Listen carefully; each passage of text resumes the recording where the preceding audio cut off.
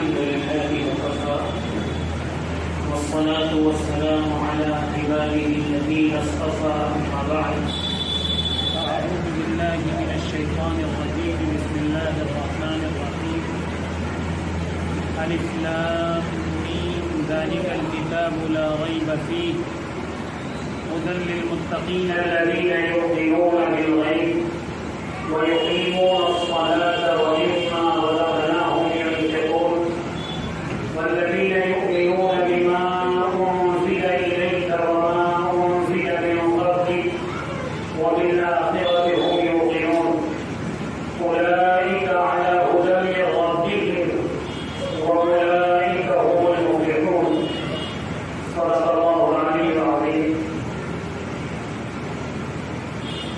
محترم دوستوں، نوجوان ساتھیوں، اس سے پہلے درس میں سورہ فاتحہ کا درس ہوا. سورہ فاتحہ میں بنیادی طور پر 3 مضمون آیا. پہلی 3 آیتوں میں اللہ تبارک و تعالیٰ کی حمد و ثنا تعریف، الحمدللہ رب العالمین، تمام تعریفیں اس اللہ کے لیے جو سارے عالم کا پالنہار ہے، جو بڑا مہربان ہے، نہایت رحم والا، مالک یوم الدین، جو حساب و کتاب کے دن کا مالک. ان 3 آیتوں میں اللہ کی تعریف اور اس کی حمد و ثنا بیان کی گئی. پھر درمیان کی ایک آیت ایاک نعبد و ایاک نستعین میں بندے کا ایک اقرار ہے. وہ اپنے رب کے سامنے یہ اقرار کر رہا ہے کہ اللہ ہم آپ ہی کی عبادت کرتے ہیں اور تمام ضروریات میں آپ ہی سے مدد مانگتے ہیں. یہ بندے کا اقرار ایاک نعبد و ایاک نستعین. پھر اخیر کی 3 آیتوں میں دعا. ہر بندہ نماز کی ہر رکعت میں سورہ فاتحہ کے اندر اللہ سے یہ دعا کرتا ہے اہدنا الصراط المستقیم، کہ اے پروردگار ہمیں سیدھے راستے کی ہدایت دیجیے. سیدھا راستہ ان لوگوں کا راستہ جن پر آپ کا انعام ہوا ہے، نہ کہ ان لوگوں کا راستہ جن پر آپ کا غضب نازل ہوا ہے یا جو راستے سے بھٹکے ہوئے. یہ 3 مضمون تھے سورہ فاتحہ میں. اللہ کی حمد و ثنا، بندے کا اقرار، اور پھر اللہ سے بندے کی دعا کہ اللہ ہمیں ہدایت دیجیے. اب سورہ بقرہ کے شروع میں اللہ تبارک و تعالیٰ نے ہدایت کا نسخہ کیا ہے، ہدایت کیسے ملے گی، اس کو بیان فرمایا ہے. اور پھر ہدایت یافتہ طبقہ کون ہے اللہ کے نزدیک، ہدایت یافتہ لوگ کون ہیں، ان کا تفصیلی تذکرہ کیا. پھر اللہ کے جو راستے سے بھٹکے ہوئے ہیں، گمراہ ہیں، ان طبقوں کا تذکرہ. ان میں ایک طبقہ وہ ہے جو کھلے عام گمراہی کا شکار، شرک میں، بت پرستی میں مبتلا ہے، اور وہ علی اعلان دین کا، اسلام کا دشمن. اور ایک طبقہ وہ ہے جو اپنا جو ہے شرک اور اپنا کفر اپنے دل کے اندر چھپائے ہوئے، زبان سے اپنے آپ کو مسلمان کہتا ہے لیکن دل کے اندر اسلام دشمنی بھرے ہوئے ہیں، مسلمانوں سے جلنا. ان کو منافقین کہتے ہیں. پہلے رکوع میں اللہ تبارک و تعالیٰ نے متقین کا یعنی اللہ کے پرہیزگار بندوں کا تذکرہ کیا ہے، اور پھر اس کے بعد مشرکین کا یعنی جو شرک کرنے والے ہیں، کھلے عام کفر اللہ کی بغاوت کرنے والے ہیں، ان کا تذکرہ کیا پہلے رکوع. اور پھر دوسرے رکوع کے تقریباً 15 آیتوں میں اللہ نے منافقین کا تذکرہ کیا ہے. ان منافقین کا جو زبان سے ایمان کا اقرار کرتے تھے لیکن اندر کفر چھپائے ہوئے، ان کا تذکرہ بڑا تفصیل سے کیا ہے یہ بتانے کے لیے کہ نفاق جو ہے یہ بہت بدترین بیماری. مشرکین سے اتنا نقصان نہیں پہنچتا ایمان والوں کو جتنا منافقین سے پہنچتا ہے، اس لیے ان کا ذکر ذرا تفصیل سے کیا. اور پھر تیسرے رکوع میں اللہ تعالیٰ نے تمام لوگوں کو، چاہے وہ متقین ہوں، چاہے مشرکین ہوں، چاہے منافقین ہوں، سب کو مخاطب کر کے کہا یا ایھا الناس، اے لوگوں، اعبدوا ربکم الذی خلقکم، اپنے اس رب کی عبادت کرو جس رب نے تم کو پیدا کیا ہے، جس رب نے تم کو۔ تو سورہ بقرہ کے 3 رکوع میں اللہ نے یہ مضمون بیان کیا۔ سب سے پہلی آیت میں اللہ نے قرآن کا تعارف کرایا کہ یہ قرآن یہ کتاب ہدایت ہے، یہ ایسی کتاب ہے جس کے مضامین میں کسی بھی طرح کے شک اور شبہے کی کوئی گنجائش نہیں۔ ذالک الکتاب لا ریب فیہ۔ پھر اس کے بعد کے 4 آیتوں میں اللہ تعالیٰ نے اہل تقویٰ کا تذکرہ کیا ہے، متقین کا، جو پرہیزگار، اور پھر اس کے بعد کی 2-3 آیتوں میں اللہ نے مشرکین کا تذکرہ کیا ہے، جو شرک کرنے والے ہیں، جو کفر میں اس حد تک پہنچ گئے ہیں کہ اب ان کا پلٹ کر آنا مشکل، اب وہ ایمان قبول کرنا ان کے دلوں پر مہر لگ گئی کفر کی۔ اور پھر اللہ نے دوسرے رکوع کی تقریباً 15 آیتوں میں منافقین کا تذکرہ کیا ہے، اور پھر تیسرے رکوع میں سب کو مخاطب کر کے، تینوں طبقوں کو مخاطب کر کے کہا کہ تم سب اپنے رب کی عبادت کرو، اس رب کی عبادت کرو جس رب نے تم کو پیدا کیا ہے۔ فرماتے سورۃ البقرہ مدنیہ، یہ سورہ بقرہ جو ہے یہ مدنی دور میں نازل ہونے والی صورتوں میں سے۔ اللہ کے رسول صلی اللہ علیہ وسلم کو نبوت ملنے کے بعد آپ 13 سال مکہ مکرمہ میں رہے۔ اس دور میں جو قرآن کی آیتیں نازل ہوئی ہیں ان کو مکی آیتیں کہا جاتا ہے، اور پھر 13 سال کے بعد جب مکے کے سرداروں نے، مشرکین نے بہت زیادہ ستایا، زمین تنگ کر دی آپ پر، تو آپ نے مدینہ منورہ کی طرف ہجرت کی اپنے صحابہ کے ساتھ، اور اس کے بعد آپ صلی اللہ علیہ وسلم 10 سال دنیا میں رہے، پھر آپ پردہ فرما گئے۔ یہ 10 سال کا جو دور ہے یہ مدنی دور کہلاتا ہے۔ اس دور میں قرآن کی جو آیتیں اور سورتیں نازل ہوئی ہیں ان کو مدنی سورت کہا جاتا ہے۔ تو سورہ بقرہ یہ آخری دور یعنی مدنی دور میں نازل ہونے والی صورتوں میں سے۔ قرآن کریم میں صورتوں کے نازل ہونے کی ترتیب الگ ہے اور لکھے جانے کی ترتیب الگ ہے۔ سب سے پہلے اقرأ باسم ربک الذی خلق نازل ہوئی، لیکن وہ سب سے آخری پارے میں ہے۔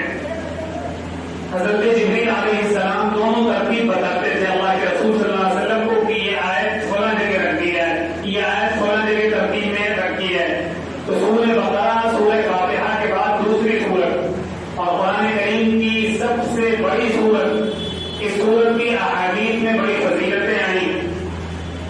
اس سورت کو اللہ کے رسول صلی اللہ علیہ وسلم نے فرمایا کہ اس سورت میں ایک آیت ایسی ہے جو قرآن کریم کی سب سے عظیم آیت، آیت الکرسی، اللہ لا الہ الا هو الحی القیوم، سب سے بڑی آیت۔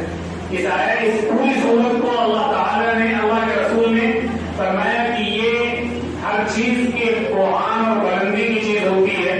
سورہ بقرہ قرآن کریم کا کوہان ہے، بلندی۔ اس سورت میں عموماً احکام اور مسائل بیان کیے گئے۔ مدنی دور میں جو بھی صورتیں نازل ہوئی اس میں احکام اور مسائل کا تذکرہ، ترغیب و ترغیب سے زیادہ احکام اور مسائل۔ مکی ابتدائی دور میں جو صورتیں نازل ہوئی اس میں بنیادی عقائد کا تذکرہ ہے اور ترغیب و ترغیب کا، جہنم سے ڈرانا، جنت کی طرف رغبت پیدا کرنا، یہ آیتیں۔ تو سورہ بقرہ مدنی دور میں نازل ہونے والی سورت میں اس میں 286 آیتیں، 40 رکوع ہیں۔ بسم اللہ الرحمن الرحیم، شروع کرتا ہوں اللہ کے نام سے جو بے حد مہربان نہایت رحم والا۔ الف لام میم، یہ سورتوں کے شروع میں یہ جو حروف لکھے ہوئے ہیں ان کو حروف مقطعات کہا جاتا ہے۔ کیا کہا جاتا ہے؟ حروف مقطعات، میم قاف طا عین الف تا، مقطعات۔ اس کے بارے میں علماء کا قول یہ ہے کہ اللہ اور اس کے رسول کے درمیان یہ راز ہے، یہ صرف اللہ اور اس کے رسول صلی اللہ علیہ وسلم کے درمیان ایک کوڈ ورڈ ہے جس کے معنی اللہ اور اس کے رسول یہ سمجھتے ہیں، عام لوگوں کو اس کا معنی نہیں بتائے گئے۔ تو الف لام میم کا کوئی ترجمہ نہیں۔ الف لام میم یہ اللہ اور اس کے رسول کے درمیان ایک بھید ہے، ایک راز ہے، ایک کوڈ ورڈ ہے جس کا ترجمہ اللہ اور اس کے رسول ہی جانتے ہیں کہ الف سے کیا مراد ہے، لام سے کیا مراد ہے، میم سے کیا مراد۔ بعض لوگوں نے اس کے مطالب بیان لیکن علماء جو مفسرین اور قرآن کے ماہرین ہیں ان کا کہنا یہ ہے کہ یہ راز ہے کہ اس کو کھولنے کی ضرورت نہیں. قرآن کریم میں سورہ آل عمران کے شروع میں اللہ تعالیٰ نے فرمایا کہ یہ قرآن جو نازل ہوا اس میں دو طرح کی آیتیں، ایک آیات محکمات اور دوسرے آیات متشابہات. ایک وہ آیات ہیں جن کے معنی اور جن کی تفسیر اور جن کا مطلب بالکل کلیئر اور واضح ہے، اللہ نے اس کو بتا دیا، اس پر عمل کرنا. اور ایک وہ آیتیں ہیں جو ان کے معنی ہمیں نہیں معلوم، یا معنی تو معلوم ہیں لیکن اس سے اللہ کی مراد کیا ہے یہ ہمیں نہیں معلوم. ہمیں جیسے حروف مقطعات کے معنی ہمیں نہیں معلوم. بہت سی آیتیں ایسی آئیں گی کہ معنی ترجمہ تو ہم کر دیں گے لیکن اس سے اللہ کی مراد کیا ہے یہ نہیں پتا. جیسے الرحمن علی العرش استوى، خدا رحمان عرش پر جلوہ افروز، عرش پر جلوہ افروز. عرش تخت شاہی کو کہتے ہیں، جو بادشاہ کا تخت ہوتا ہے اس کو عرش کہتے. اب اللہ، ہمارا عقیدہ ہے کہ اللہ کے جسم نہیں، نہ اس کے ہاتھ ہے، نہ پیر ہے، نہ آنکھ ہے، نہ کان ہے، کچھ نہیں. اللہ ایک وجود ہے جو دکھائی نہیں دے سکتا ہمیں. تو اب وہ عرش پر کس طرح جلوہ افروز ہے، تخت شاہی پر کس طرح بیٹھا ہے، ہمیں اس کی مراد بھی معلوم. تو یہ متشابہات. قرآن میں اللہ نے کہا کہ آیات محکمات یہ اصل کتاب ہے، انہی پر ہمیں عمل کرنا.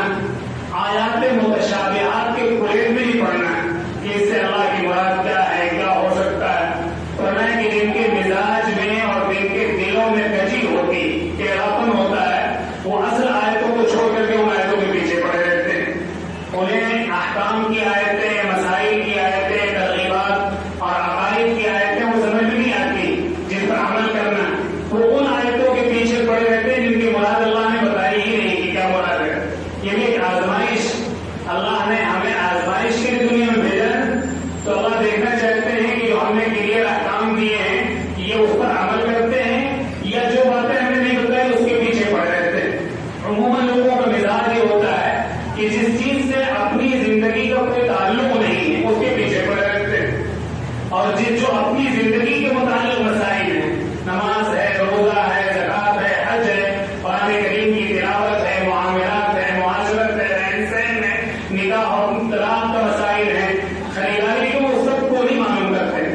اب وہ آپ کو ایسے سوالات آگے کریں گے جس کا ان کی زندگی سے کوئی تعلق نہیں. تو اللہ تعالیٰ نے خود قرآن میں فرمایا فَأَمَّا الَّذِينَ فِي قُلُوبِهِمْ زَيْغٌ فَيَتَّبِعُونَ مَا تَشَابَهَ مِنْهُ ابْتِغَاءَ الْفِتْنَةِ، وہ لوگ جن کے دلوں میں ٹیڑھاپن ہے، کجی ہے، وہ ان آیتوں کے پیچھے پڑے رہتے ہیں جن کی مراد اللہ نے نہیں بتائی، فتنے کی تلاش کی. اس کے لیے تو یہ الف لام میم اس طرح کے قرآن کریم کے 29 سورتوں کے شروع میں اس طرح کے حروف لکھے ہوئے، کہیں الف لام میم، کہیں الف لام میم ہا، کہیں الف لام ہا، کہیں کاف ہایا عین صاد، کہیں قاف، کہیں نون، کہیں حامیم، کہیں عین سین قاف. اس طرح کے حروف لکھے ہوئے، یہ سب حروف مقطعات ہیں. یہ اللہ اور اس کے نبی کے درمیان ایک بھید اور راز ہے جس کی مراد میرے اللہ نے نہیں بتائی، اس لیے اس کے پیچھے نہیں پڑنا. بس صرف یہ کہہ کے نکلنا اللہ اعلم بمرادہ بذلک، اللہ کی اس سے جو مراد ہے ہم اس پر ایمان لاتے ہیں، اللہ کو معلوم ہے کیا مراد ہے. یہ ایمان والے کی ایک خاصیت کہ جو اللہ نے نازل کر دیا سمجھ میں آئے تو بھی ایمان لانا، نہ سمجھ میں آئے تو بھی ایمان لانا ہے. یہ اللہ کے احکام، یہ اللہ کی آیتیں. ذالک الکتاب لا ریب فیہ، فرماتے ہیں کہ یہ کتاب لا ریب فیہ، اس میں کوئی شک و شبہ نہیں. یہ کتاب سے قرآن کی طرف اشارہ، اس کتاب میں کسی بھی قسم کا کوئی شک اور شبہ نہیں. جو لوگ قرآن میں شک کرتے ہیں وہ ان کے فہم کی، ان کے سمجھ کی کمی ہے، قرآن کی کمی نہیں. کسی بھی مضمون کے اندر جو شکوک و شبہات پیدا ہوتے ہیں وہ دو وجہ، ایک تو ہے کہ مضمون کے اندر کوئی نقص ہے، کوئی عیب ہے، اس وجہ سے شک ہوتا ہے. اور کبھی ایسا ہوتا ہے کہ مضمون جو پڑھنے والا ہے اس کے دماغ میں کجی اور نافہم ہے، سمجھ نہیں پاتا، اس لیے شک کرنے لگتا ہے. قرآن نے کہا کہ قرآن کے مضمون میں کوئی کمی نہیں، یہ اللہ کا کلام ہے. اللہ اپنے مخلوق کی، اپنے بندوں کی فطرت سے واقف، کیا چیز ان کے لیے مناسب تھی اللہ نے وہ چیزیں نازل کی ہیں، اس لیے اس کے مضمون میں کوئی کمی نہیں ہے، کوئی عیب نہیں. اس لیے مضمون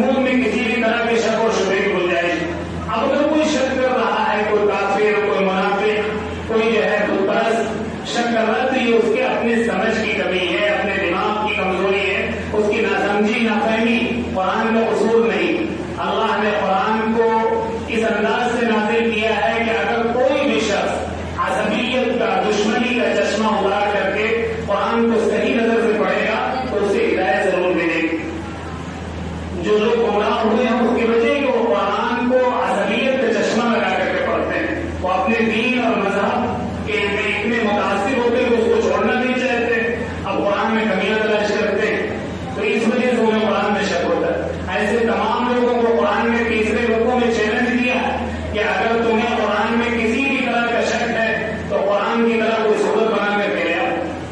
وَإِن كُنتُمْ فِي رَيْبٍ مِّمَّا نَزَّلْنَا عَلَىٰ عَبْدِنَا فَأْتُوا بِسُورَةٍ مِّن مِّثْلِهِ۔ قرآن میں تمام عرب کو جو زبان کے ماہر تھے، زبان لکھنا بھی جانتے تھے، پڑھنا بھی جانتے تھے، ان سب کو کھلا چیلنج کیا کہ اگر تمہیں قرآن کے حق ہونے میں، قرآن کے اللہ کی طرف سے ہونے میں کسی بھی طرح کا کوئی شک ہے تو ایک صورت اس کی طرح بنا کر کے لے آؤ۔ یہ بہت بڑا چیلنج تھا۔ عرب کے تمام بڑے بڑے رائٹر جو تھے، بڑے بڑے لکھنے والے جو تھے، انہوں نے کوشش کی لیکن قرآن کی ایک آیت بھی کسی سے نہیں بن سکی۔ اتنا اونچا کلام، زبان جاننے والوں کو پتہ چلتا ہے کہ اس کلام میں کتنا وزن، اس جملے میں کتنا وزن، اتنا بھاری کلام ہے کہ اللہ کہتے ہیں کہ اگر پہاڑ پر میں اتار دیتا اس کلام کو تو پہاڑ دب جاتا، پہاڑ جو ہے ریزہ ریزہ ہو جاتا۔ قرآن کی عظمت، اللہ فرماتے ہیں ذالک الکتاب لا ریب فیہ، اس کتاب میں کسی بھی طرح کے شک اور شبہے کی کوئی گنجائش نہیں، بالکل کلیئر، اللہ کا بتایا وہ مضمون، اللہ بندوں کی فطرت سے واقف ہو جانتا ہے۔ آگے فرمایا ھدی للمتقین، یہ قرآن سراپا ہدایت ہے پرہیزگاروں کے لیے۔ ہدایت تو سب کے لیے، رہنمائی سب کے لیے، ہدایت کے معنی رہنمائی کے۔ قرآن نے دوسری جگہ اسی کتاب کو کہا ھدی للعالمین، سارے عالم کے لیے رہنمائی، لیکن اس ہدایت سے فائدہ ہوگا متقین کو، پرہیزگاروں کو، انجام کے اعتبار سے۔ جو قرآن کے احکام پر چلیں گے انہیں کو متقین کہا جاتا ہے، انہیں کو کہتے ہیں۔ تو قرآن رہنمائی تو سب کی کرتا ہے۔ قرآن نے پوری دنیا کے انسانوں کو مخاطب کر کے جگہ جگہ کہا یا ایھا الناس، اے لوگوں، اس میں کافر، مشرک، بت پرست، یہودی، عیسائی سب داخل، سب کی رہنمائی کرتا ہے، لیکن اس رہنمائی کا فائدہ صرف پرہیزگاروں کو ہوتا ہے۔ ھدی للمتقین، قرآن سراپا ہدایت ہے پرہیزگاروں کے لیے، متقین تقوی والوں کے لیے، پرہیزگاروں کے لیے۔ متقین ہیں کون؟ آگے ان کی صفات ذکر کی جائے۔ متقین کی صفات کیا ہے؟ کسی بھی چیز شخص کو اس کی صفات کی بنیاد پر پہچانا جاتا ہے، اس کی خوبیاں، اس کے کمالات کی بنیاد پر پہچانا جاتا ہے۔ کسی کے شکل و صورت سے اللہ کو کوئی سروکار نہیں، وہ کتنا خوبصورت ہے، کتنا اسمارٹ ہے، کتنا لمبا ہے، کتنا چوڑا ہے، اللہ کو اس سے کوئی تعلق۔ اللہ کے یہاں سارے فیصلے اس کی صفات کی بنیاد پر ہوں گے، سارے فیصلے۔ تو اللہ نے متقین کی صفات ذکر کر دی۔ کوئی گروہ نہیں بتایا کہ فلاں گروہ متقی ہے، فلاں جو ہے گروہ متقی، کوئی گروہ نہیں بتایا، یہ صفات جن کے اندر ہے وہ متقی۔ تقویٰ، پرہیزگاری، عربی زبان میں تقویٰ کہتے ہیں بچنے کو، ہر طرح کی چیزوں سے بچتے ہوئے زندگی گزارے۔ قرآن کریم کا آپ مطالعہ کریں تو یہ پتہ چلتا ہے کہ تمام اعمال صالحہ کی روح جو ہے وہ تقویٰ، جتنے بھی نیک کام کیے جاتے ہیں، روزہ ہے، نماز ہے، زکوٰۃ ہے، حج ہے نا، قرآن کریم کی بنا یہ سب اعمال اس لیے کیے جاتے ہیں تاکہ ہمارے اندر تقویٰ آ جائے، پرہیزگاری پیدا ہو جائے۔ روزے کے بارے میں اللہ نے کہا کتب علیکم الصیام کما کتب علی الذین من قبلکم لعلکم تتقون، فرمایا تم پر روزہ اس لیے فرض کیا گیا تاکہ تم متقی ہو جاؤ، احتیاط بچنے والے ہو جاؤ۔ قربانی کے بارے میں کہا کہ تم متقی ہو جاؤ، احتیاط بچنے والے ہو جاؤ۔ قربانی کے بارے میں کہا اللہ نے لا ینال اللہ لحومها ولا دماؤها ولکن ینالہ التقوی منکم، کہ قربانی کا گوشت، قربانی کی کھال، قربانی کے جو ہے اور تمام چیزیں اللہ کے نہیں پہنچتی ہیں، اللہ کے پاس تو تمہارا تقوی پہنچتا ہے، پرہیزگاری پہنچتی ہے، یہ تقوی۔ اور قرآن کے مطالعے سے پتہ چلتا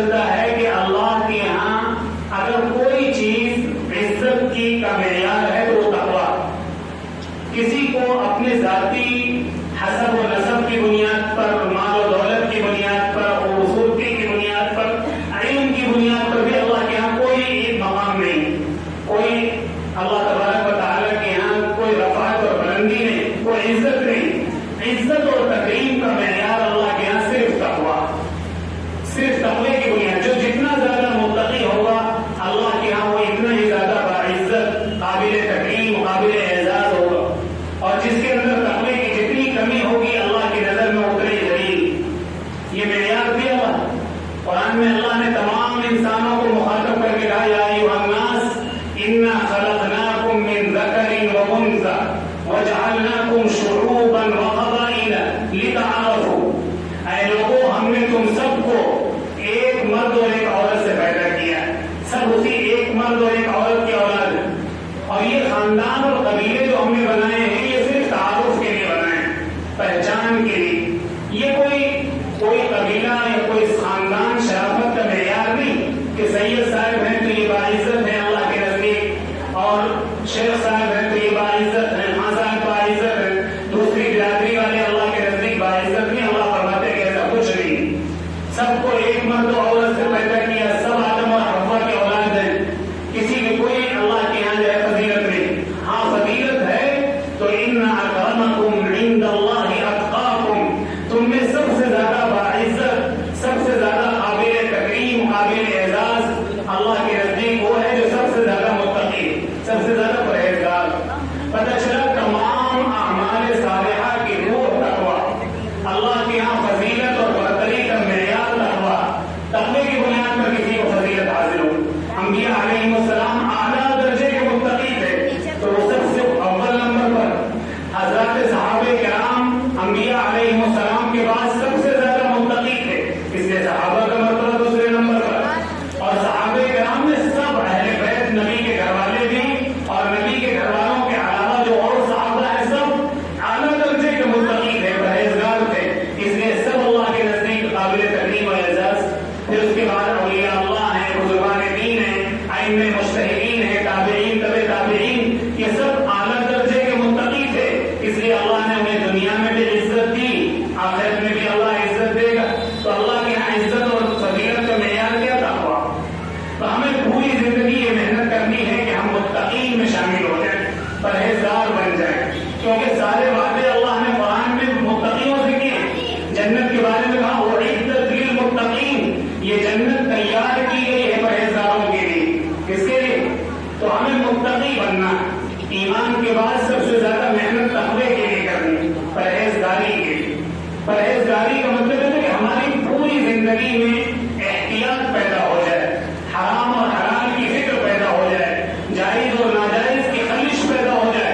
हर कदम रखते वक्त हम ये सोचें कि मेरा ये कदम मेरे रब की मर्जी के खिलाफ तो नहीं उठ रहा है। ये मिजाज बन जाए, इसको तकवा कहते हैं।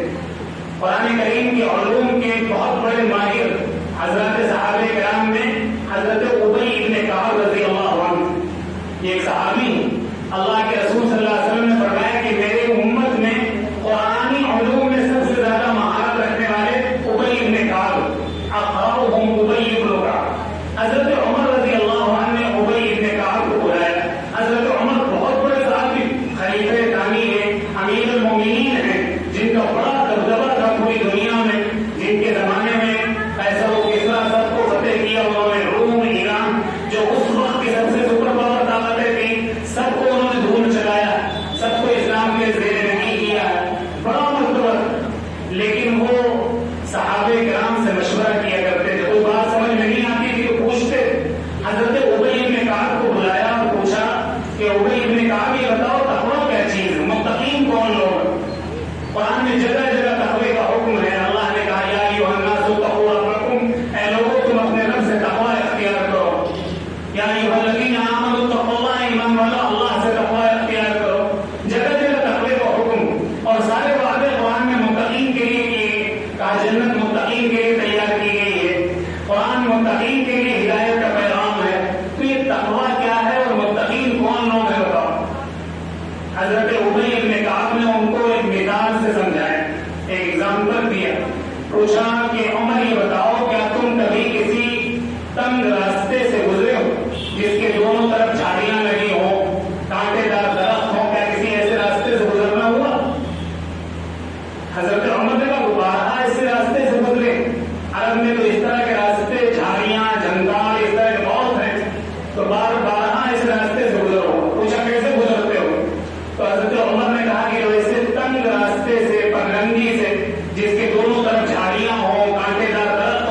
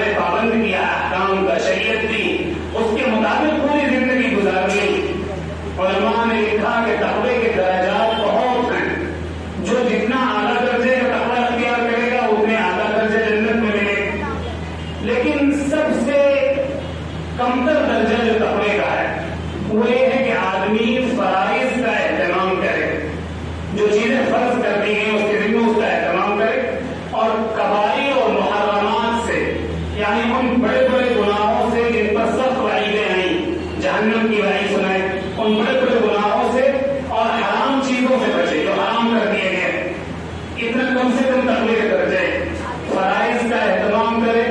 फराइज में 5 वक्त की नमाजें हैं, रोजा है, ज़कात और हज है।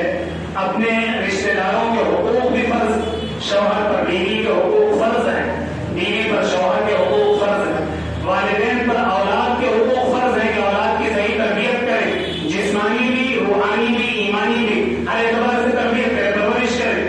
सिर्फ ये नहीं कि अपने बच्चों की जिस्मानी परवरिश के लिए हमने खूब शानदार घर बना दिया, उनको अच्छे से अच्छा खिलाते नहीं, उनकी ईमानी परवरिश भी करना, उनको अल्लाह, रसूल, कुरान, आखिरत, इस तरह की बुनियादी चीजें बचपन से उनके दिल में बिठाना, ताकि बच्चे आगे जाकर के तो उनको गुमराह न कर सके, है ना। तो ये औलाद का वालिदैन पर यह हक है। इसी तरह औलाद पर वालिदैन का यह हक है कि वो बुढ़ापे में हो तो उनकी खिदमत करें, उनकी इताअत करें, उनकी फरमाबरदारी, ये सब हुकूक फर्ज हैं। तो अदना दर्जे का तक़वा, सबसे नीचे दर्जे का तक़वा यह है कि आदमी फराइज का एहतमाम, वो मुस्तहब्बात, नवाफिल, सुनन का एहतमाम नहीं कर पाता है, तो कम से कम फराइज का एहतमाम करे। 5 वक्त की नमाजें पढ़े, रोजा रखे, ज़कात अदा करे, अगर अल्लाह ने फर्ज किया उस पर, हज की इस्तिताअत अगर अल्लाह ने दी है तो हज करे, अपने रिश्तेदारों के हुकूक अदा करे। मिल्लत के भी कुछ हुकूक मखसूस औकात में फर्ज हो जाते हैं। अगर सख्त हालात हैं और आपके पड़ोस में लोग भूखे सो रहे हैं तो आपके जिम्मे उन पड़ोसियों का भी खाना खिलाना फर्ज हो जाता है। तो मखसूस हालात में मिली हुकूक जो भी फर्ज हो जाते हैं। तो इन फराइज का एहतमाम करें। कितना एहतमाम करते हैं हम अपने दामन में जाकर देखें। और मुहर्रमात और कबाइर से बचे, जिनको अल्लाह ने सराहतन हराम कर दिया है और जिसमें बड़े बड़े गुनाहों पर सख्त वईदें नाज़िल कर दी, उनसे बच्चे। झूठ है, गीबत है, चुगलखोरी है, रिश्वतखोरी है, ज़िनाकारी है, ये सब बड़े बड़े गुनाह हैं जिनको सराहतन अल्लाह ने हराम करार दिया है और उन पर बड़ी सख्त सख्त वईदें कुरान में इरशाद फरमाई, इनसे बचें। अब हम मुआशरे का जायजा लें कि हम जो मुसलमान कहलाने वाले हैं उनमें इस अदना दर्जे का मुत्तकी को है जो सारे फराइज का एहतमाम करता हो, सारे जो है बड़े गुनाहों से बचता हो। छोटे छोटे गुनाह तो छोड़िए, मकरूहात और मुश्तबहात और छोटे छोटे गुनाह उनसे तो जो है कितना बचते हो। तो हम बड़े बड़े गुनाहों से कौन बचे? झूठ बहुत बड़ा गुनाह, गीबत बहुत बड़ा गुनाह, चुगलखोरी बहुत बड़ा गुनाह, तकब्बुर करना, अपने आप को बड़ा समझना बहुत बड़ा गुनाह है, हसद रखना, किसी से जलना बहुत बड़ा गुनाह। हम अपने माशरे में कितने फीसद लोग बचे हुए, तो हम तो तकवे के किसी भी पायदान पर नहीं, नीचे वाले पायदान पर नहीं। फिर हमारे लिए अल्लाह ताला की तरफ से वो वादे, वो नेमतें जो दुनिया और आखिरत में अल्लाह ने की, कैसे पूरे हो? तो हम तकवे पर मेहनत करें, ये तय करें कि हम मुत्तकियों में अपना नाम शुमार कराएंगे, है ना। मुत्तकियों में नाम शुमार कराने के लिए कम से कम हमें फराइज का एहतमाम करना पड़े, बड़े गुनाहों से बचना पड़े। और गुनाह भी सब बेलज्जत है, आदत पड़ गई झूठ बोल रहे हैं और उसमें लज्जत मिलता है, आदत पड़ गई और ग़ीबत करने पे मजलिस की शान बन गई, दूसरों का तज़किरा करेंगे, दूसरों की इज्जतों के साथ खिलवाड़ करेंगे। अल्लाह ने हर एक के हुकूक है, किसी की इज्जत इतनी सस्ती नहीं कि आप उसकी इज्जत के साथ खिलवाड़ करें। तो तय करें कि हम मुत्तकी में अपना नाम मुत्तकी बनने के लिए फराइज का एहतमाम करना पड़ेगा, बड़े बड़े गुनाहों से बचने की कोशिश करनी पड़ेगी। हो जाए गुनाह फौरन तौबा कर लें। अल्लाह ने इंसान की फितरत में गुनाहों की तरफ लपक दी, गुनाह की तरफ उसका नफ्स आमादा करता है, लेकिन अल्लाह ने उसका इलाज भी बताया, गुनाह हो जाए फौरन तौबा कर लो, और तौबा करने के बाद वो ऐसा हो जाता है गुनाह किए ही नहीं। बार बार तौबा करो, बार बार गुनाह हो, 100 बार गुनाह हो, 100 बार तौबा करो। अल्लाह फरमाते हैं कि तुम गुनाह करते करते थक जाओगे, मैं बख्शते और माफ करते नहीं थकूंगा। अल्लाह की रहमत बहुत वसी, मायूस होने की जरूरत नहीं। तो हम अपने गुनाहों से, साबिक़ा गुनाहों से तौबा करके, माली हुकूक अगर किसी के हमारे जिम्मे हैं तो उनको अदा करके, क़ज़ा नमाज़ें हमारे जिम्मे हैं तो उनको अदा करके हम मुत्तकीन में शामिल हो सकते हैं।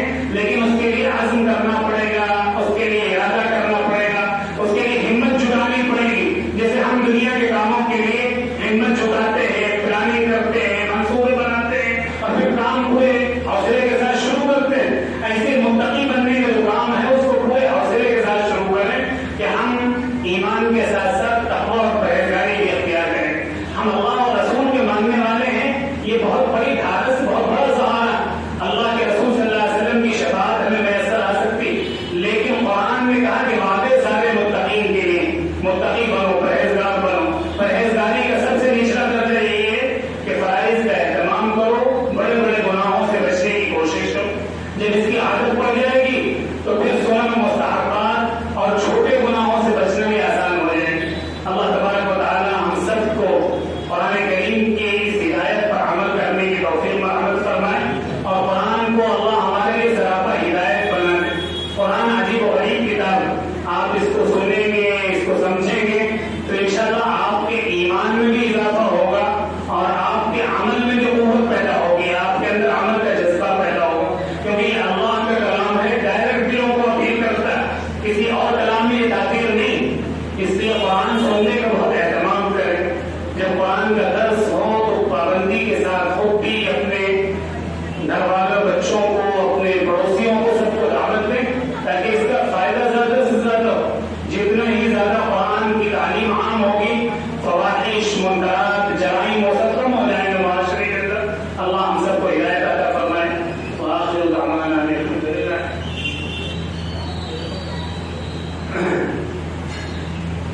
چند آیتیں میں نے پڑھی تھی، اس کا ترجمہ کر لیتے ہیں تو انشاءاللہ بقیہ گفتگو اگلی نشست میں ہو. الف لام میم، اس کی مراد اللہ کو معلوم ہے. ذالک الکتاب، یہ کتاب ہے جس میں کوئی شک و شبہ نہیں. ہدی للمتقین، یہ سراپا ہدایت ہے پرہیزگاروں کے لیے. پرہیزگار وہ ہیں جو بغیر دیکھے ایمان لاتے، مانتے. وَيُقِيمُونَ الصَّلَاةَ، اور نماز قائم کرتے.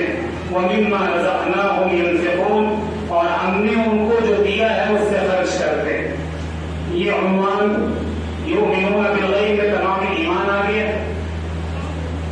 اللہ پر، رسول پر، پیغمبروں پر، فرشتوں پر، کتابوں پر، جنت و جہنم پر، سب پر ایمان. یؤمنون بالغیب میں داخل. یقیمون الصلاۃ میں تمام بدنی عبادت ہے جو ہم اپنے بدن کے ذریعے کرتے ہیں، نماز، روزہ، حج، یہ سب عبادتیں آ گئی. اور وہ مما رزقناہم ينفقون میں تمام مالی عبادت ہے جو مال دے کر صدقہ ہے، خیرات ہے، اللہ کے راستے میں خرچ کرنا، وہ سب مما رزقناہم ينفقون. والذین یؤمنون، اور وہ لوگ جو اس کتاب پر بھی ایمان لاتے ہیں جو آپ کی طرف نازل کی گئی. وما انزل، اور ان کتابوں پر بھی ایمان لاتے ہیں جو آپ سے پہلے نازل کی گئی. یعنی قرآن کو بھی مانتے ہیں، قرآن سے پہلے جو کتابیں اتاری گئی ان کو. وبالآخرۃ، اور آخرت پر یقین رکھتے ہیں. ان کا ہر کام آخرت کے لیے ہوتا ہے، ہر کام میں وہ آخرت کا نفع دیکھتے ہیں. اولئک علی ھدی من ربہم، یہی وہ لوگ ہیں جو اپنے پروردگار کی طرف سے ہدایت پر ہیں اور یہی کامیاب ہیں دنیا میں بھی اور آخرت میں. یہ چند صفات اہل تقویٰ کی